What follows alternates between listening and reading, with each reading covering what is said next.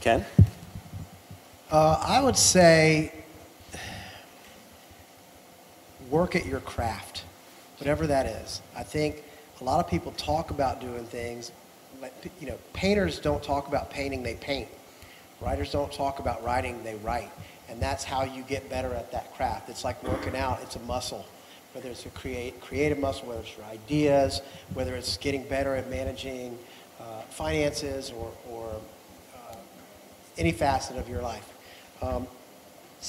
And then get out of the house, take your idea out, share the idea with people. Stephan, we were talking just before this about Gainesville is phenomenal because, and I think many places are, but Gainesville is very, very special in that there are so many people willing to share their time and their ideas and that get excited about ideas.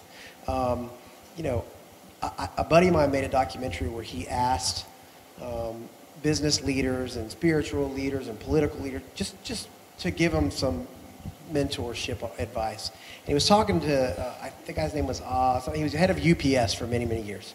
And the one piece of advice he had was, ask for help. If you don't know, ask for help. And I know that's a roadblock for a lot of people. They don't want people to know that they don't know this, they don't know that. But when you ask for help, it's in direct proportion with how successful you're going to be. And don't be afraid to reach out to people like that. I know for me, I had a big hang up on that for a long, long time. And then all of a sudden I realized that people love it when you come to them and they can feel that need for you. It's really an interesting community that we live in here. And maybe on that note, you know, Don knows a whole bunch of people in Gainesville. Don, would you be open to one of these students asking you for help with anything? Do you think you might know somebody who could help them? Sure. I just sent you an email earlier tonight. I introduced you to somebody by email. Remember, after we were eating, and I said, look, could you sit down with this person and help them? I mean, that's how I got here. Somebody knew me and came and asked me, you know, to do this. And that's probably how everyone on the panel got here. Someone came and asked them to do it.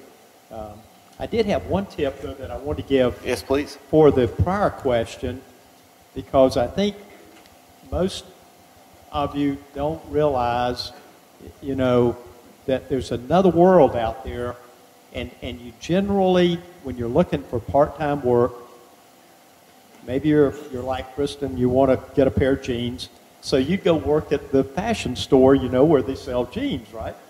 But you're not going to learn much at all. You already know about the jeans. And a better tip would be to go and find some business that has something that they're doing that you're interested in and say, look, you know, I just want a part-time job. I want to volunteer. I want to be an intern with Josh. Whatever you want to do, they will be willing to teach you if you go and find them, especially if they're located in the industrial park down some road that you normally wouldn't drive down. So that's the way to really get to know more about what you might want to do, because you can go to the mall anytime. Yeah, Kristen, tell us what advice you might have for the 15 to 18-year-olds. Okay. So the one thing I've definitely learned is that you are who you surround yourself with. So if you want to be successful, you've got to surround yourself with successful people. That means finding mentors, interning in businesses where you believe in their mission, hanging out with friends that are going down the right path. It's so, so important. And then another thing, I get asked a lot, what is it like being a female-owned business or being a female-run business? And so to all my girls out there, it is exactly the same as it would be if you were a male-run business. So being a female is not a challenge. It is more of my age that is a challenge than my gender. And if you believe in yourself and if you're confident, then the age isn't an obstacle anymore. So that would be my advice. Great. Thank you very much.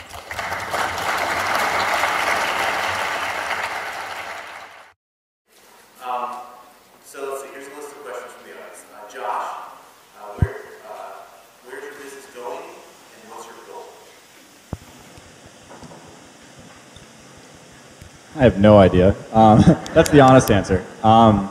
So where is the business going? We're trying to expand into more places. We want to put Grooveshark on more devices. So we have a mobile app now. We're accessible on the web, on mobile too. So if you type in grooveshark.com on your iPhone, you can play music through there.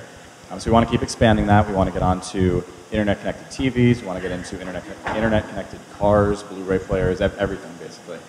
Other than that, definitely going into more places. We're very international as a company. Most of our users are outside of the US, and per capita, our top 10 countries are all South America, Latin America, and things like that. So the international market is very important to us, and personally, I really like the thought of Grooveshark helping to bring music to new people, helping people discover artists that they never would have otherwise. I think that's really crucial to our business model. And then other than that, continuing the focus on musicians. I mean, that side of Grooveshark is something we've been putting an increasing amount of effort into in the past couple of years.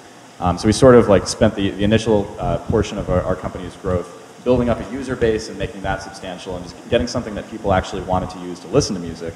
And now that we have that, we're kind of leveraging all of those listeners all over the world to provide some benefit to artists. Great, thanks. The next one's for Ken. Ken, what was your motivation for starting Simplify?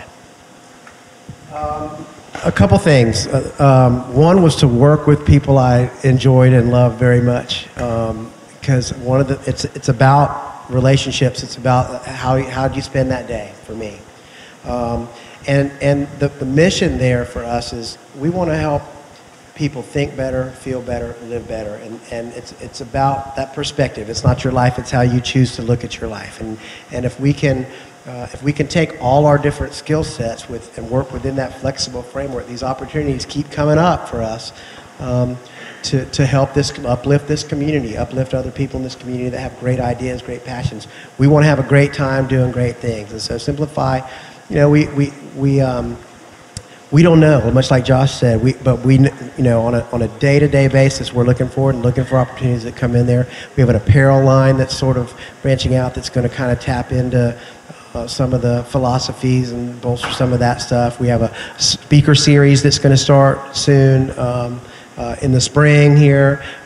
We're doing short video clips of people that have little bits of wisdom and mentorship that we're starting to put together. They can help people, keep them motivated, help them be inspired, and let people know two things. One is bother to think. I think it's very important to us. Businesses take the time to look at what their core values are, but I think at Simplify, it's very, one of the things that we try to tell people is figure out what your personal core values are, and then take a look at how they line up with how you spend your day. And the captain of the ship doesn't curse the wind, he adjusts the sails. So then you can take a look at how those things line up, and whether we can do that through workshops, whether we can do that through bringing other people to speak about that stuff, some of the products that we're going to share. We're just going to have a great time trying to plug into good things. Great, thanks. And some great coffee. Good coffee buzz, too, is important to us.